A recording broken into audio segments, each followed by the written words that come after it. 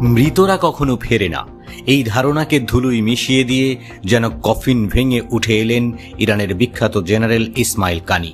তিনি আসলে কফিনে ছিলেন না, মারাই যাননি আদতে, কিন্তু মিডিয়ার দৃষ্টিতে প্রায় দাফনই হয়ে গিয়েছিলেন। আর হঠাৎ জনসম্মুখে এসে তিনি করে ফেললেন একেবারে ভুতুরে কামব্যাক। তেহরানে হঠাৎ প্রকাশ্যে হাজির হয়ে সবাইকে অবাক করে দিয়েছেন ইরানের ইসলামী বিপ্লবী গার্ডের শীর্ষ কমান্ডার জেনারেল ইসমাইল কানি। এতে করে ইসরায়েলের সঙ্গে টানা 12 দিনের সংঘাতে তার মৃত্যুর যে খবর ছড়িয়েছিল তা ভুল প্রমাণ হয়েছে।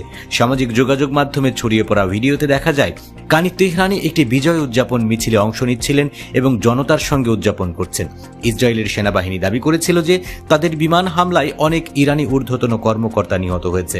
অবশ্য সেই তালিকায় কানির নাম ছিল না।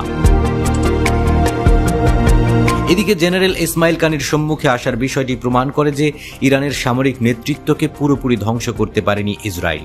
কানি ইসলামী বিপ্লবী গার্ডের কুদস ফোর্সের প্রধান। এটি ইরানের বিদেশি মিত্র ও সামরিক কার্যক্রম পরিচালনা করে।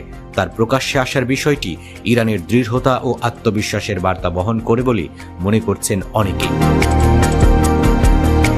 অন্যদিকে ইসরায়েল দাবি করেছিল যে ইরানের অন্তত 10 জন ঊর্ধ্বতন কর্মকর্তাকে হত্যা করেছে তারা, যাদের মধ্যে ছিলেন গোয়েন্দা ও বিমান প্রযুক্তি বিভাগের নেতারা। গত 13 জুন প্রথম কানির মৃত্যুর খবর ছড়ায়। তখন ইরানের বিভিন্ন শহরে বিমান হামলা চালাচ্ছিল ইসরায়েল। মার্কিন সংবাদ মাধ্যম নিউ ইয়র্ক টাইমস বলেছিল ইসরায়েলের হামলায় কানি সহ আরও কয়েকজন কর্মকর্তা নিহত হয়েছেন। তবে মঙ্গলবার ইরানের Fars news agency social media account থেকে প্রকাশিত এক ভিডিওতে দেখা যায় কানির স্বাভাবিক উপস্থিতি। জনতার উদ্দেশ্যে হাত নাড়ছেন এবং হাসি মুখে বিজয় উদযাপন করছেন। এছাড়াও ইরানের আরেক ঊর্ধ্বতন কর্মকর্তা আলী শামখানিকে মৃত ঘোষণা করা হয়েছিল। শামখানি ইরানের পারমাণবিক আলোচনায় গুরুত্বপূর্ণ ভূমিকা রাখেন।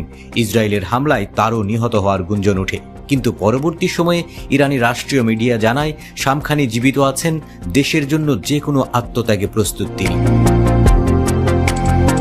পরে শামখানি সামাজিক যোগাযোগ মাধ্যমে লেখেন, আমার ভাগ্য ছিল আহত হয়ে বেঁচে থাকা, তাই আমি আছি। আমি ইরানের জন্য শতভাগ আত্মত্যাগ করতেও প্রস্তুত। আশা নিয়ে এগোনো জাতিকে কখনোই হারানো যায় না। শহীদদের হাসিতে জয়ের আলো জ্বলে। বিশ্লেষকদের মতে ইসলামী বিপ্লবী গার্ডের কুদস ফোর্সের প্রধান ইসমাইল কানি এবং ঊর্ধ্বতন কর্মকর্তা শামখানি প্রকাশ্যে আসা ইরানকে একটি শক্তি এবং স্থিতিশীলতার বার্তা দিতে সাহায্য করবে।